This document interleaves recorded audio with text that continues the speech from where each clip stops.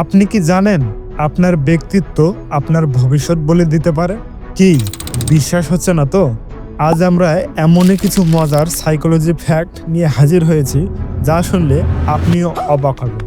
তাই ভিডিওতে একটি লাইক দিয়ে আজকের ভিডিও শুরু করা যাক।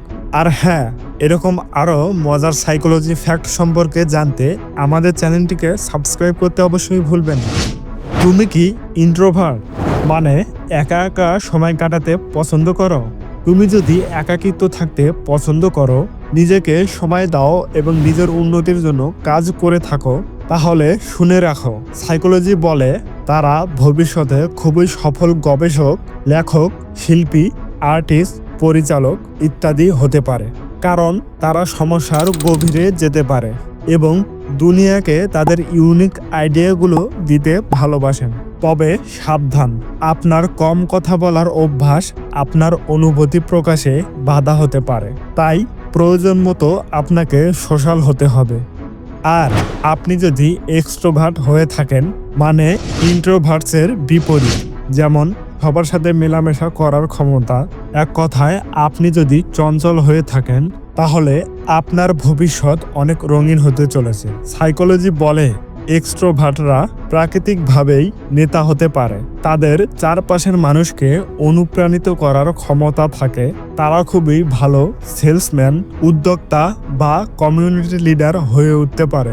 এছাড়াও তারা অ্যাক্টর, মার্কেটিং এবং সোশ্যাল মিডিয়াতেও ভালো কিছু করতে পারেন। তবে সাবধান, অতিরিক্ত সোশ্যালাইজিং হতে গিয়ে নিজের জন্য সময় রাখতে ভুলে যেও না কিন্তু।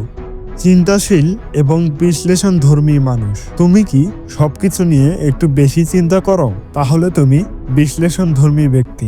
গবেষণায় বলছে যে এই ধরনের মানুষ ভবিষ্যতে বড় বড় সমস্যার সমাধান নিয়ে আসতে পারে। আপনি হয়তো একজন বিজ্ঞানী, ডেটা অ্যানালাইস্ট বা উদ্ভাবক হতে পারেন, কিন্তু সাবধান, অতিরিক্ত চিন্তা আপনার স্ট্রেসকে বাড়িয়ে তুলতে পারে। তাই মাঝে মাঝে ব্রেক নিতে একদম ভুলবেন না কিন্তু। বিপজ্জনক বা অ্যাডভেঞ্চার প্রেমী। আপনার কি সবসময় অ্যাডভেঞ্চার করতে ইচ্ছা করে? তাহলে আপনি ভবিষ্যতে হয়তো একজন ট্রাভেল ব্লগার বা এমন কোনো কাজ করবে যেখানে রিস্ক নেওয়া বাধ্যতামূলক। আপনার সাহস এবং উদ্দীপনা আপনাকে অন্যদের থেকে আলাদা করে তুলবে। তবে সাবধান, এই প্রবণতা কখনো কখনো বিপদ ডেকে নিয়ে আসতে পারে।